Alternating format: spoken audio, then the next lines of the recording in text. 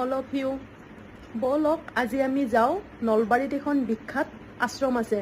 যিখন আশ্ৰমক আমি খাৰজাৰা আশ্ৰম বুলি কওঁ একচুয়ালি এখন শিৱ বাবাৰ আশ্ৰম হয়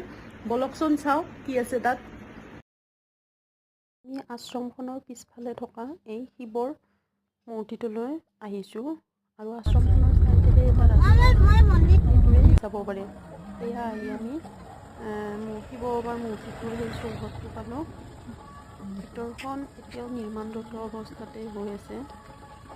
আৰু 2-3 বছৰৰ ভিতৰত কমপ্লিট হ'ব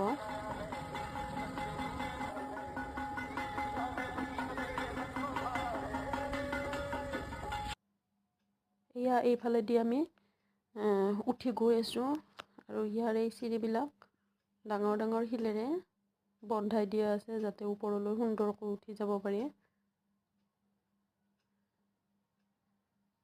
আৰু আবেলি সময়খিনিত ইয়াত আহি খুবেই ভাল লাগে আৰু এই সময়খিনিত সুন্দৰকৈ পূজা হৈ থাকে আৰু এইটো হৈছে শিৱলিংগ আৰু এই শিৱলিংগটোৰ পিছফালে মূৰ্তিটো আছে আৰু বিৰাট ওখ এইটো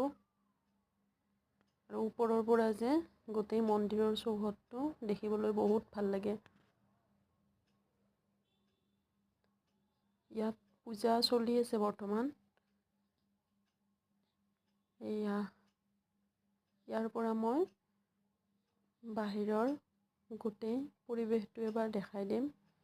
আপোনালোকেও আহিবচোন যোনে যোনে অহা নাই শিৱ বাবাৰ মূৰ্তিটোৰ ওচৰতে আৰু নতুনকৈ মন্দিৰবিলাক নিৰ্মাণ কৰি আছে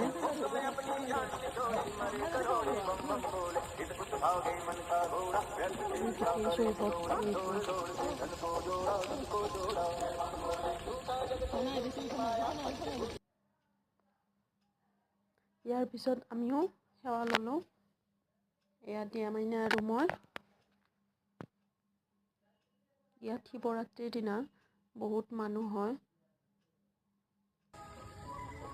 এয়া মানুহজন আৰু দুগু তেওঁলোকেও সেৱা ল'লে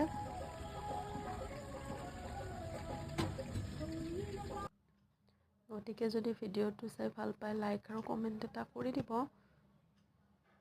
আৰু আপোনালোকেও আহিবচোন আমাৰ নলবাৰীত থকা এই শিৱ বাবাৰ মূৰ্তিটোলৈ গতিকে আজিলৈ ইমানেই বাই বাই